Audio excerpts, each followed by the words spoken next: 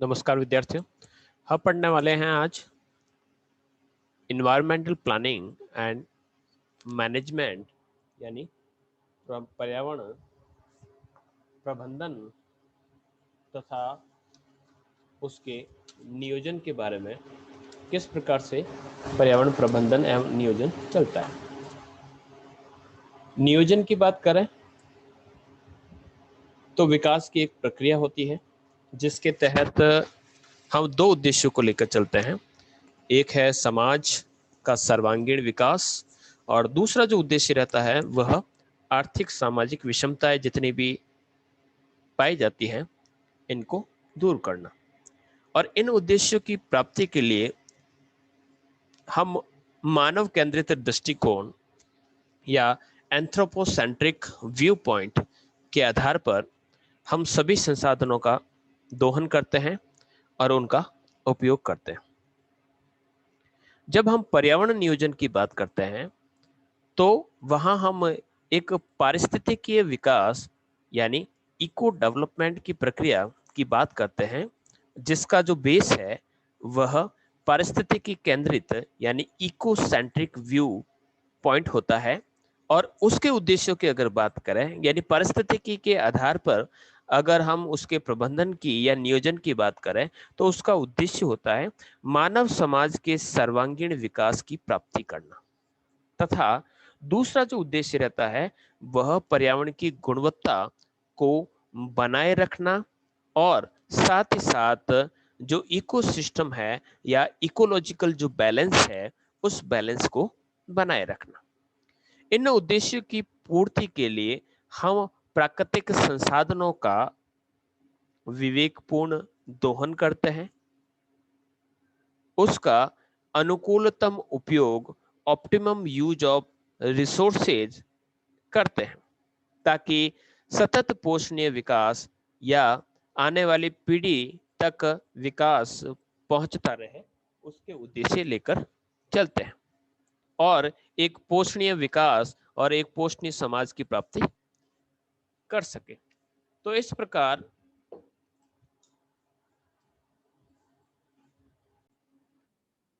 जीव जंतु वनस्पति और मानव के अस्तित्व के लिए इकोलॉजिकल बैलेंस होना नितांत आवश्यक होता है। अगर जिस प्रकार से पर्यावरण में असंतुलन हो रहा है इसलिए आवश्यक है कि हम पर्यावरण को नियोजित करें और उसका प्रबंधन भी करें। विश्व स्तर पर देखें तो विभिन्न प्रकार के पर्यावरणीय संकट का खतरा हमेशा छाया रहता है। हर वर्ष एक नई पर्यावरणीय समस्या हमारे सामने आती है तथा साथ ही साथ प्रत्यक्ष और अप्रत्यक्ष तौर पर अन्य सहायक समस्याएं भी उत्पन्न होती है, चाहे वह कोरोना के रूप में हो, चाहे वह इबोला के रूप में हो, वह सॉर्स या बर्ड फ्लू के रूप में हो। इस प्रकार की समस्याएं हमें देखने को मिलती है। अगर हम देखें तो हमारा जो वर्तमान जो समय है वह जैविक भौतिक पर्यावरण जो हमारा पाया जाता है, जैविक भौतिक हम यूं कहेंगे कि हमारे चारों तरफ कुछ जो तत्व है वह प्राकृतिक है तो कुछ जैविक है।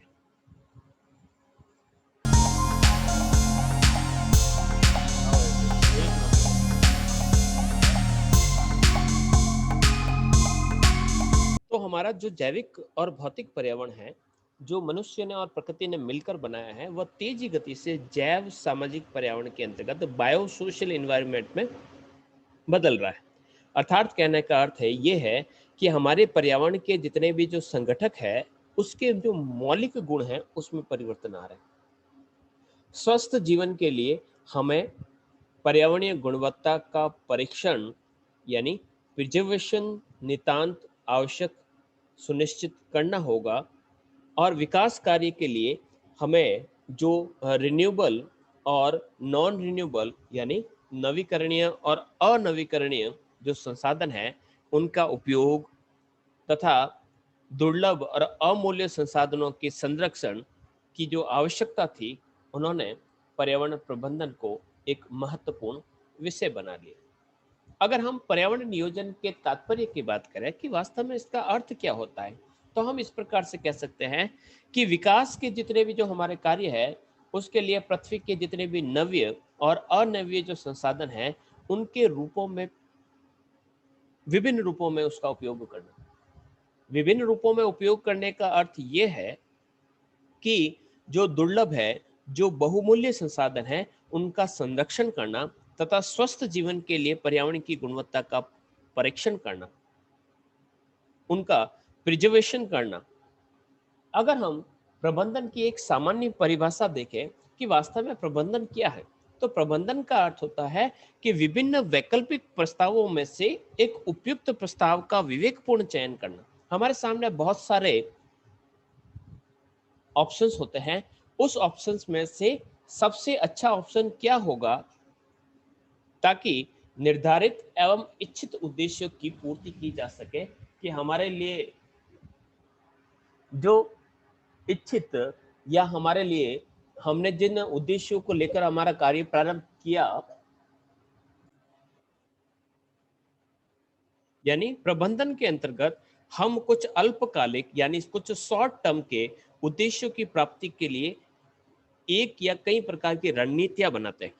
परंतु जब दीर्घकालीन उद्देश्य होता है, यानी लंबे समय को सोचकर हम चलते हैं, तो उसके लिए हमें भरपूर व्यवस्था रहती है, यानी हमारे सामने बहुत सारे ऑप्शंस रहते हैं। तो इस प्रकार से हम इस प्रबंधन के अंतर्गत हम इस प्रकार से कह सकते हैं कि जो पर्यावरण का जो प्रबंधन है, उसका अर्थ है समाज का सामाजिक आर्थिक विकास करना तथा सामान्य रूप से जीव मंडल जो भंडार है, यानी जो बायोस्फीयर है, जो बायोस्फीयर रिजर्व है, उसकी स्टेबिलिटी तथा मुख्य रूप से इंडिविजुअल इकोसिस्टम की जो स्टेबिलिटी है, उसको सुनिश्चित करना। यानी पर्यावरण प्रबंधन एक ऐसा तंत्र है, एक ऐसा सिस्टम है जो इन्वायरमेंट एंड रिसोर्सेज के कंजर्वेशन की समस्याओं का पहले से पता लगाकर उनका बचाव भी करता है तथा आने वाली जो समस्या है उसका समाधान भी ढूंढता है। पर्यावरण प्रबंधन का संबंध प्रकृति की को न्यूनतम नुकसान पहुंचाओ, प्रकृति को न्यूनतम क्षति पहुंचाए बगैर पोषणीय आधार पर मनुष्य की आवश्यकताओं और मांगों को पूरा करने तथा उसमें सुधार करने का जो कार्य है, वह प्रबंधन के अंतर्गत गिना जाता है। अब प्रश्न उठता है कि प्रबंधन क्यों किया जाता है, क्या आवश्यकता है। तो प्रबंधन की आवश्यकता इस प्रकार से की जा सकती है कि पर्यावरण प्रबंधन का जो अंतिम लक्ष्य होता है वो पोषणीय विकास, सस्टेनेबल डेवलपमेंट, सतत विकास, लगातार चलने वाला विकास, अभी वर्तमान ही नहीं बल्कि आने वाली पीढ़ियों के भी लिए भी संसाधनों को संरक्षित रखना। और इसी प्रकार से हम एक पोषणीय समाज की प्राप्ति करते हैं, और इस प्राप्ति के लिए हमें कुछ उद्देश्यों का पालन करना पड़ता है। अब सस्टेनेबिलिटी यानी पोषणीयता की बात करता है, तो सस्टेनेबिलिटी के आधार पर पारिस्थितिकीय नियमों के अनुसार हम प्राकृतिक संसाधनों का विवेकपूर्ण दोहन करते हैं। कहने का अर्थ होगा कि हम किस प्रकार से लंबे समय यानी ज्यादा से ज्यादा वो संसाधनों की उपयोगिता बनी रहे, उसके लिए हम कुछ प्राकृतिक नियमों के अनुरूप प्राकृतिक संसाधनों को सोच विचार कर हम उसका दोहन करते हैं। जो भी प्राकृतिक प्राकृतिक संसाधन उपलब्ध है उनका ऑप्टिमम यूज करते हैं, अनुकूलता उपयोग करते हैं, ताकि ज्यादा से ज्यादा संसाधनों का, ज्यादा से ज्यादा लोगों का, ज्यादा से ज्यादा समय तक उपयोग सुनिश्चित किया जा सके। इसके अंदर हम प्राकृतिक संसाधनों के दोहन को नियंत्रित करते हैं, मानव कल्याण को अधिकतम बनाने के लिए प्रयास करते हैं, पर्यावरण को क्षति जो पहुंचाते हैं उनको कम से कम करने का प्रयास करते हैं। इसके साथ साथ हम हमारे पर्यावरणीय, सामाजिक और आर्थिक जो चुनौतियों के साथ जो मनुष्य की जो एडेप्टेबिलिटी है, अनुकूलशीलता है, उसमें सुधार करते हैं, उसको बढ़ाने का प्रयास करते हैं, ताकि मनुष्य अपने समाज में, अपने पर्यावरण के साथ किस प्रकार से अपना अनुकूलन स्थापित करे। पर्यावरण प्रबंधन एक ऐसी व्यवस्था है जिसमें डिग्रेडेड यानी अवक्रमित जो खराब होने हो चुके हैं, इस प्रकार के जो संसाधन हैं, जो पर्यावरण एवं रिक्त हो सकते हैं यानी डिप्लीटेड हो सकते हैं, ऐसे प्राकृतिक संसाधनों का पुनर्जनन यानी रीजनरेशन पुनर्जनन करने का कार्य किया जाता है। जो संसाधन अभी खत्म हो चुके हैं तो हम उसको वापस रीजनरेट करें। जो पशुओं की या पौधों की जो किस्में लुप्त होने के कगार पर है, उसे हम वापस रीजनरेट करने का काम करते हैं। जैसे जैसे हमारी आर्थिक प्रौद्योगिकी की जो आवश्यकताएं बढ़ रही है, हमारा वैज्ञानिक और प्रौद्योगिकी की जो क्षमताएं बढ़ रही हैं, हमारे सामाजिक मूल्य और जो ओपन जो मार्केट है वर्ल्ड का तथा ग्लोबलाइजेशन जो है, उसके साथ साथ उनके प्रति जनता के प्रति जनता के जो दृष्टिकोण में जो बदलाव आ रहे हैं, उसके अनुसार उसमें बदलाव लाने की चेष्टा करते हैं। तो ये एक बड़े स्तर पर किए जाने वाला कार्य है। इसके अंतर्गत हम पर्यावरण प्रबंधन जब करते हैं तो भौतिक जो आंकड़े होते हैं यानी पर्यावरण से संबंधित जो आंकड़े होते हैं, इसके अलावा मानव और पर्यावरण के बीच जो संबंधों के जो ऐतिहासिक आंकड़े होते हैं, नीति निर्माण के जो आंकड़े होते हैं, उन सभी का हम विधिवत विवेचन करते हैं तथा विभिन्न जो परियोजनाएं होती हैं उसके माध्यम से पर्यावरण पर क्या प्रभाव पड़ेंगे, इन प्रभावों की चेष्टा उनका आकलन करते हैं। पर्यावरण अवनयन, पर्यावरण प्रदूषण को नियंत्रण करने का कार्य करते हैं और विभिन्न प्रकार के जो प्राकृतिक प्रकोप जो हैजार्ड्स है, विभिन्न प्रकार की जो आपदाएं हैं, उनके प्रभावों को कम से कम करने का प्रयास करते हैं। तो पर्यावरण प्रबंधन के लिए हम इस प्रकार के नियम और कानून बनाते हैं जिससे हमारा पोषणीय विकास हो, सस्टेनेबल डेवलपमेंट हो। तो इसी प्रकार से हम इनके विभिन्न उद्देश्यों को लेकर चलते हैं कि इन्वायरमेंट मैनेजमेंट किस प्रकार से किया जाता है। तो सबसे पहला है संसाधनों के अनियमित तथा अविवेकपूर्ण दोहन पर नियंत्रण। प्रबंधन क्या है? प्रबंधन ये है कि आपके सामने जो पर्यावरण का जो अनियमित और बिना सोचे आप जिस प्रकार से पर्यावरण को दोहत कर रहे हैं, उसका उपयोग कर रहे हैं, अनावश्यक उपयोग कर रहे हैं, उसको किस प्रकार से नियंत्रित किया जाए। पर्यावरण के जो जैविक और अजैविक जो संगठन जो कंपोनेंट्स है, उनकी सुरक्षा की जाए, यानी न केवल जैविक बल्कि अजैविक कंपोनेंट जो है वो एक दूसरे से अन्योन्य क्रिया करते हैं और इनकी प्रोटेक्शन अगर हम नहीं करेंगे तो हमारा जो इकोसिस्टम है पूरा का पूरा मिसबैलेंस हो जाएगा। ये बैलेंस बनाए रखने के लिए हमें पर्यावरण प्रबंधन की आवश्यकता रहती है। जैव विविधता के शरण पर नियंत्रण, यानी बायोडाइवर्सिटी है उसका जो डिग्रेडेशन है उसको किस प्रकार से रोका जाए।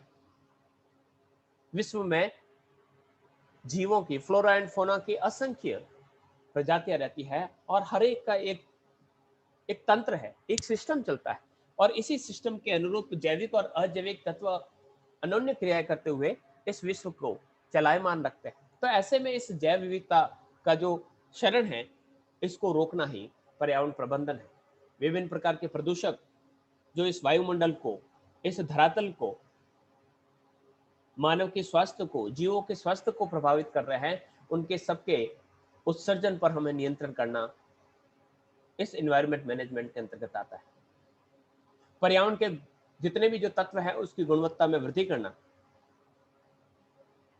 पर्यावरण शिक्षा से लोगों को जागरूक करना कि किस प्रकार से आप अपने सामूहिक या व्यक्तिगत प्रयासों के माध्यम से इस पर्यावरण को सुरक्षित कर सकते हैं।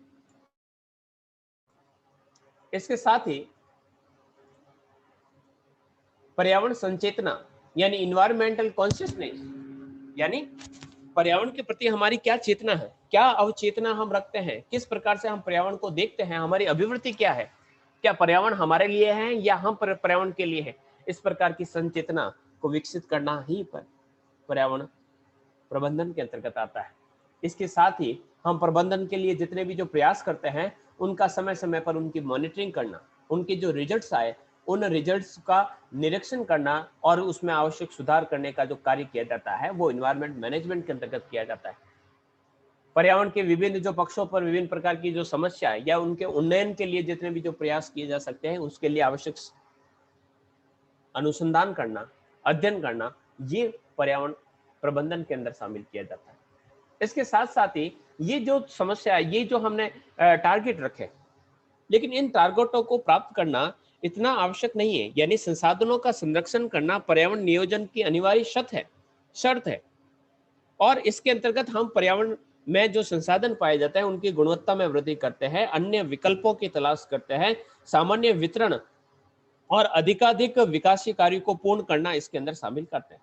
लेकिन वास्तव में जो संरक्षण है एवं जो विकास है, वह दोनों एक ही सिक्के के दो पहलू हैं, यानी एक दूसरे के पूरक है। कोई भी विकास तब तक संभव नहीं होगा जब तक उपयुक्त प्रौद्योगिकी के द्वारा हम संसाधनों के सूक्ष्म अंश का अधिक से अधिक प्राप्त उपयोग या अंश से अधिक प्राप्त न कर लिए जाए। प्राकृतिक संसाधनों का समुचित उपभोग, उसकी समृद्धि, उनका पुनर्चक्रण यानी रिसाइकलिंग करना आवश्यक है। इससे पर्यावरण पर मानव क्रियाओं का दबाव कम पड़ेगा और इसी प्रकार से हमारा पारिस्थितिकी संतुलन बना रहेगा। अब बात करते हैं कि इसमें कुछ बाधाएं। अब बाधाओं की बात करें तो बाधाएं बहुत सारी है, जैसे कि विश्व व्यापार संगठन के जो नियम हैं या जो नियंत्रण खुला बाजार है और कतिपय जो विकसित देश हैं वो इस पर्यावरण संचेतना को लेकर राजनीति करते हैं। विकासशील देशों में गरीबी है, पिछड़ापन है, विश्व बैंक और अंतर्राष्ट्रीय मुद्रा कोष जो IMF है उसके कर्ज के भार में विकासशील देश दबे हुए। ऐसे में वो किस प्रकार से प्रबंधन का कार्य करें। विकासशील देशों में मानव जनसंख्या में तेज गति से वृद्धि हो रही है, इस कारण वहां पर पर्यावरण में डिग्रेडेशन काफी अधिक हो रहा है। वह अपने आप को विकसित बनाने की होड़ में औद्योगिकरण और नगरीकरण की दिशा में बढ़ रहे हैं और उससे प्राकृतिक संसाधनों की मांग और उसके उपयोग में वृद्धि हो रही है। इसके साथ साथ ही सामाजिक दृष्टिकोण और मूल्यों में जो बदलाव हो रहे हैं और जिस प्रकार से पश्चिमी संस्कृति और जीवन शैली का विकास हो रहा है, ऐसे में पर्यावरण प्रबंधन मुश्किल सा नजर आ रहा है। इसके साथ साथ ही राजनीतिक बाध्यताएं, खराब प्रशासन, पर्यावरण के नियमों के क्रियान्वयन में आने वाली बाधाएं तथा सामाजिक धार्मिक बाधाएं जो हैं वह इस प्रकार के प्रबंधन में हम सहयोग नहीं कर सकते। अब बात करते हैं कि पर्यावरण प्रबंधन के पारिस्थितिकी के आधार के परिस्थिति के अनुसार अगर बात करें या उसके सिद्धांतों के आधार पर देखें तो विभिन्न स्तर के जो पर्यावरण प्रबंधन की जो योजना तैयार की जाती है उसका क्रियान्वयन किया जाता है। पारिस्थितिक तंत्र के अजैविक तथा जैविक जो संगठक है, पारिस्थितिक तंत्र में जो ऊर्जा का प्रवाह है, पारिस्थितिक तंत्र की जो स्टेबिलिटी है, पारिस्थितिक तंत्र में जो बड़े और छोटे स्तर पर आने वाले परिवर्तन है या विभिन्न पादपों और जंतुओं का उद्भव है, विकास एवं विलुप्त होना है, जीव जंतुओं का वितरण है और उसके जो प्रभावी कारक है, उसके विभिन्न उपयोग, दुष्परिणाम, पर्यावरण अवनयन, प्राकृतिक घटनाएं, उसके परिणाम, ये जितने भी जो विषय है उन सभी को हमें पर्यावरण प्रबंधन में सम्मिलित करना आवश्यक है। अगर पर्यावरण प्रबंधन की अगर बात करें तो उसकी योजना में हम कुछ पारिस्थितिकी नियमों और सिद्धांतों पर बल दे सकते हैं। अगर पारिस्थितिकी उपागम की बात करें तो यहाँ पर दो प्रकार के उपागम चलते हैं। एक तो उपागम चलता है संरक्षण का और एक आता है परिरक्षण। संरक्षण का अर्थ आता है कंजर्वेशन और परिरक्षण का होता है प्रिजर्वेशन। अब संरक्षण उपागम का अर्थ क्या होता है? संरक्षण का अर्थ होता है पर्यावरण प्रबंधन का ये जो पारिस्थितिकी उपागम है वो कहता है कि मानव समुदाय के सामाजिक आर्थिक विकास के लिए प्राकृतिक संसाधनों का विवेकपूर्ण उपयोग किया जाए तथा साथ ही जहां तक संभव हो पारिस्थितिकीय संतुलन, पारिस्थितिकीय स्थिरता और पर्यावरण की गुणवत्ता बनाए रखने के लिए प्रयास किए जाए, यानी इकोलॉजिकल बैलेंस, इकोलॉजिकल स्टेबिलिटी और इन्वायरमेंट की जो क्वालिटी है उसको बनाए रखा जाए, लेकिन संसाधनों का उपयोग रखा जाए। और इस उद्देश्य की पूर्ति के लिए हम परिस्थिति की दृष्टि से जितने भी जो उपयुक्त यानी इको फ्रेंडली जो प्रौद्योगिकी है उसका उपयोग करते हैं और इकोसिस्टम में किसी प्रकार की जो अव्यवस्था है उसको सीधे तौर पर समाज को जिम्मेदार बनाते हैं। इस प्रकार के प्रबंधन में हम पर्यावरण के संरक्षण में सस्टेनेबिलिटी तथा पोषणीय विकास, पोषणीय समाज के लक्ष्य को प्राप्त करने की कोशिश करते हैं। हम संसाधनों का इस प्रकार से उपयोग करते हैं कि संसाधनों की लगातार आपूर्ति बनी रहे और पर्यावरण को क्षति न पहुंचे। इसके लिए हम नवीकरणीय यानी रिन्यूएबल जो प्राकृतिक संसाधन है का पुनर्चक्रण यानी रिसाइकलिंग तथा रीजनरेशन, रिन्यूएबल, रिसाइकलिंग और रीजनरेशन यानी ट्रिपल आर का प्रयोग करते हैं। तो ये एक इकोसेंट्रिक उपागम है। परिरक्षण की बात करते हैं तो परिरक्षण यानी प्रिजर्वेशन का जो अर्थ होता है वो होता है कि मनुष्य द्वारा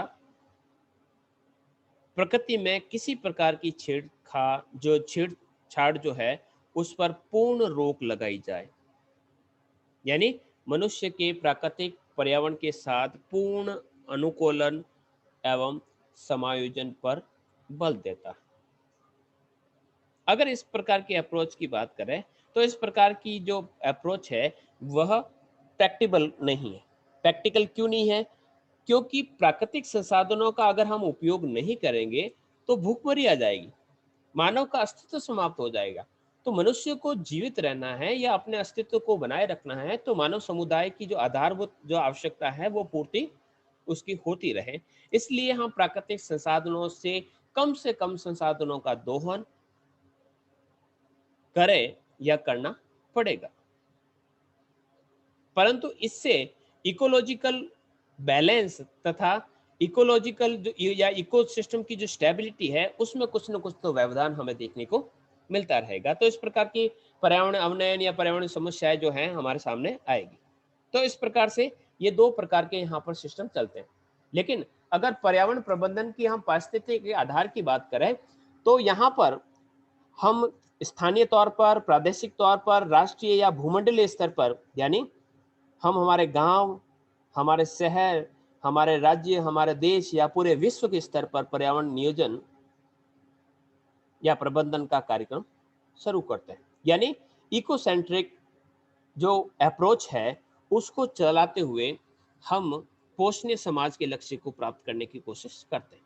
तो इसके लिए हम कुछ सिद्धांत लेकर चलते हैं और वो सिद्धांत कौन कौन से हैं, तो उन सिद्धांतों को ध्यान में रखते हुए हम इस प्रकार से चलते हैं कि पृथ्वी में बहुत अधिक मात्रा में संसाधन कुछ ज्ञात है तो कुछ अज्ञात है, किंतु प्रत्येक की जो मात्रा है वो सीमित है। हमें ध्यान में रखना होता है कि हमारे पास जितने भी जो संसाधन हैं उन संसाधनों की जो मात्रा है वह कम या अधिक मात्रा में इस विश्व में, इस पृथ्वी पर पाई जाती है, लेकिन इसकी मात्रा सीमित है। सीमित होने का अर्थ होता है कि अगर हम इसका दोहन करेंगे तो धीरे धीरे ये खत्म हो जाएंगे। किसी संसाधन के निर्माण में, चाहे कोयला हो, चाहे पेट्रोल हो, चाहे वन हो, उसके निर्माण में तथा एक इकोसिस्टम के स्थायित्व के लिए प्रकृति लगातार कार्य करती रहती है और इसमें लाखों करोड़ों वर्ष लगते हैं। तो एक मिट्टी की छोटी सी परत को नष्ट करने से पहले हमें ये सोच लेना चाहिए कि इस मिट्टी की परत को बनने में समय कितना लगा होगा। साथ ही एक पेड़ को काटने से पहले ये सोचना होगा कि इस प्रकार का पेड़ अगर मैं लगाना चाहूं तो मुझे कितने वर्ष लगते हैं। इसके अलावा सर्वव्यापी एक भूमंडलीय तंत्र है जिसमें अनेक छोटे छोटे पारिस्थितिकी तंत्र या इकोसिस्टम होते हैं और इनके जैविक अजैविक जो कंपोनेंट्स होते हैं वह भू जैव रासायनिक चक्र द्वारा परस्पर अंतर संबंध, यानी हर वो चीज जो इस पृथ्वी पर पाई जाती है वह एक सिस्टम से जुड़ी हुई है, एक सिस्टम का हिस्सा है और इस सिस्टम के माध्यम से वो कोई भी तत्व इस पृथ्वी पर, इस प्रकृति में पाया जाता है वह सभी तंत्रों पर कि सभी तंत्रों में पहुंच जाता है। यानी सभी जो है तत्व या जो तंत्र है वो एक दूसरे से अंतर संबंधित है। एक इकोसिस्टम का दीर्घकालीन जीवन होता है। यानी इकोसिस्टम का अर्थ नहीं है कि एकदम से खत्म हो गया। एक तालाब के अंदर मछलियां, कछुए, छोटे छोटे से जू प्लैंक्टन, फाइटोप्लैंक्टन हर प्रकार के रहता है, लेकिन एकदम से ये खत्म नहीं होता है, ये लंबे समय तक चलते हैं। उसमें अस्थिरता भी पाई जाती है और इसके साथ साथ में इसमें स्थायित्व भी पाया जाता है। यानी पारिस्थितिकी तंत्र का जो जीवन काल होता है वो काफी लंबे समय तक चलता है। प्रत्येक में अस्थिरता व सामान्य में स्थायित्व देखने को मिलता है। मनुष्य मरणशील है, मनुष्य मर जाता है, लेकिन मानव वर्ग नहीं मरता, मानव वर्ग हमेशा जीवित रहता है। यानी मछली मर सकती है, मछलियों का जो वर्ग है, जो समूह है, वो कभी नहीं मरता। फेंकी हुई जो वस्तु है वह अदृश्य नहीं होती, वह प्रत्येक क्षण दृश्य और अस्तित्ववान होती है। संसार की समस्त वस्तुओं की अपनी एक विशिष्ट उपादेयता होती है, और किसी वस्तु के बारे में अगर कहें कि इसका अस्तित्व नहीं हो तो भी चलता, तो ऐसा नहीं हो सकता। यानी किसी भी वस्तु का अस्तित्व निरर्थक नहीं है। सभी जो वस्तुएं हमारे सामने, चाहे पत्थर का टुकड़ा हो, चाहे टूटी हुई टहनी हो, चाहे पेड़ हो, चाहे पौधा हो या हवा हो, सभी की अपनी अपनी एक उपयोगिता है। मच्छर की भी उपयोगिता है, सांप की भी उपयोगिता है, मेंढक भी उपयोगी है, गाय बकरी भी उपयोगी है, और वहां पर आपके मनुष्य भी उपयोगी है। प्रत्येक पारिस्थितिक तंत्र में बहुत सारी समस्याएं होती हैं, और प्रत्येक समस्या एक दूसरे से जुड़ी हुई रहती है। अतः सभी समस्याओं का समाधान आवश्यक है। एक समस्या का आप समाधान कर लो तो मान लो कि पूरा का पूरा इकोसिस्टम की समस्या का समाधान हो गया, तो ऐसा नहीं हो सकता। भौतिक घटनाओं के साथ साथ जीवित जो प्रक्रम है, यानी प्राकृतिक जो घटनाएं हैं, उसके साथ साथ हमारे जो लिविंग जो प्रक्रम है, जो प्रोसेस है, उसका सहयोग प्रकोप और आपदाओं की प्रचंडता में वृद्धि करता है। यानी आपदाएं तो आती है और आती रहेगी, लेकिन मनुष्य जो है वह अपने कार्यों द्वारा उसमें ऐसे बदलाव करता है कि उसमें उन आपदाओं की जो प्रचंडता है, उनमें जो नुकसान जो है वो उसकी मात्रा बढ़ती है। इसके अलावा भौतिक पर्यावरण एवं जीवित जीव भूमंडलीय पारिस्थितिकी तंत्र में क्रिया प्रतिक्रिया करते रहते हैं ये आपस में। यानी कुछ भौतिक तत्व, प्राकृतिक तत्व तथा कुछ जीव मंडलीय जो तत्व होते हैं वह भूमंडलीय, यानी जो हमारा अर्थ का जो ग्लोबल जो इकोसिस्टम है उसमें एक दूसरे से संबंधित रहते हैं, एक दूसरे को प्रभावित करते भी हैं और प्रभावित होते रहते हैं। पारिस्थितिक तंत्र में एक नियमबद्ध रूप से ऊर्जा का प्रवाह होता है। यानी भूमंडलीय ग्लोबल जो इकोसिस्टम है उसमें निरंतर ऊर्जा एक माध्यम से दूसरे माध्यम पर पहुंचती रहती है। नेक्स्ट, पारिस्थितिकी तंत्र में उत्पादकता होती है, यानी प्रोडक्टिव प्रोडक्शन होता रहता है। सौर ऊर्जा, सूर्य से प्राप्त ऊर्जा, जो पेड़ पौधे हैं वो सौर ऊर्जा को रासायनिक ऊर्जा में बदलते हैं और उत्पादकता में भिन्नता उत्पन्न करते हैं। उसके कारण भिन्न भिन्न जो इकोसिस्टम है उसकी उत्पादकता आपको अलग अलग प्रकार की देखने को मिलेगी। नेक्स्ट है भूमंडलीय पारिस्थितिक तंत्र की सृष्टि अनुपम है, यानी इसका जो इकोसिस्टम का जो निर्माण है वो अनुपम है, और इसलिए हम इसका सहयोग या इसका सुरक्षा करना हमारा परम कर्तव्य है। पर्यावरण के भौतिक जैविक संगठनों की एक व्यवस्था है। मानव की जो क्रियाएं हैं वो इसमें व्यवधान उत्पन्न कर रही है, इसलिए मानव की अनियमित क्रियाओं को नियंत्रित करना आवश्यक है। तो ये कुछ उद्देश्य हैं, और इन उद्देश्यों को लेकर हम सामूहिक या व्यक्तिगत या अंतर्राष्ट्रीय स्तर पर हम इसके लिए प्रयास करते हैं। और इस प्रयासों के अंतर्गत हम कई पक्षों की बात करते हैं।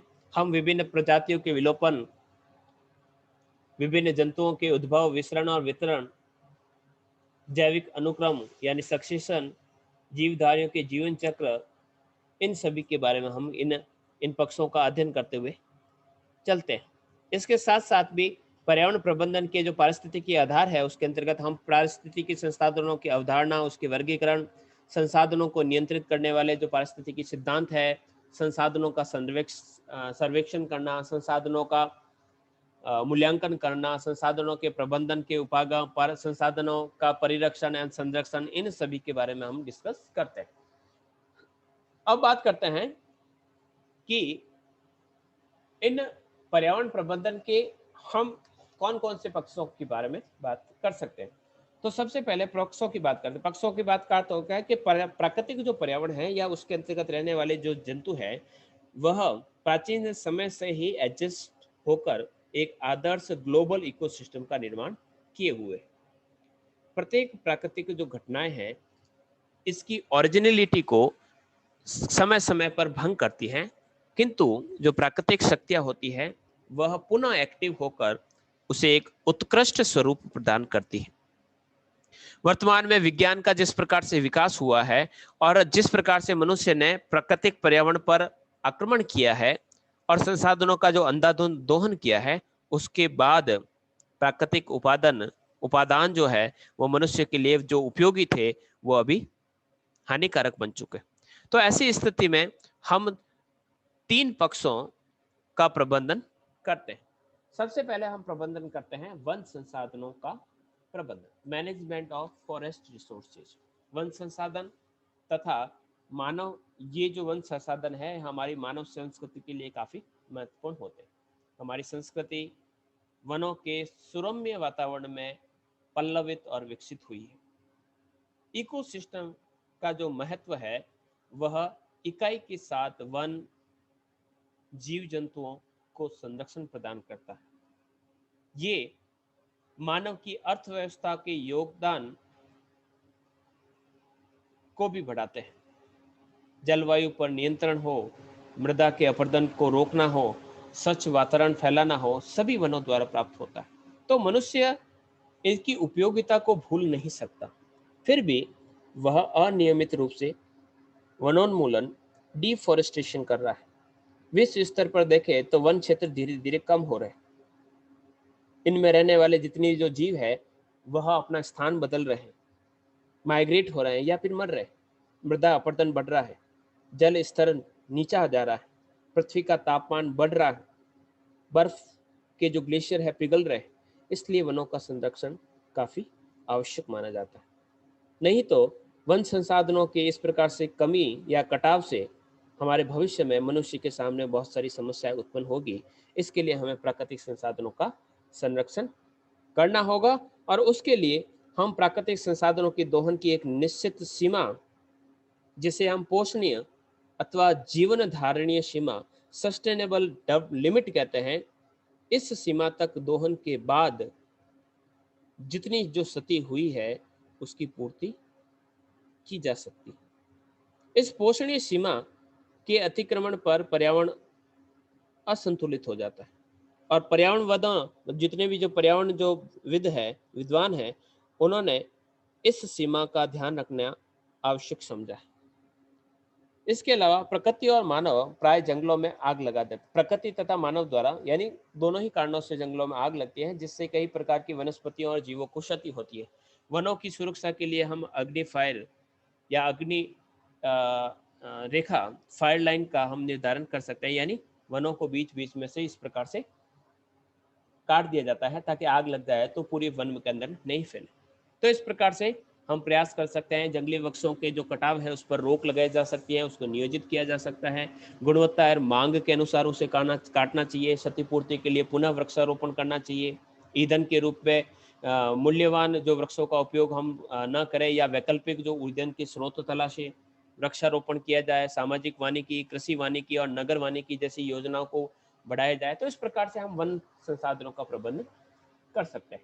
नेक्स्ट है मृदा प्रबंधन, सॉइल मैनेजमेंट। मृदा जैव और खनिज तत्वों का एक जटिल तंत्र होता है जिसका निर्माण जलवायु, जीव, भौतिक कारकों की जो पारस्परिक जो क्रियाएं होती हैं उसके कारण बहुत लंबे समय के बाद होता है।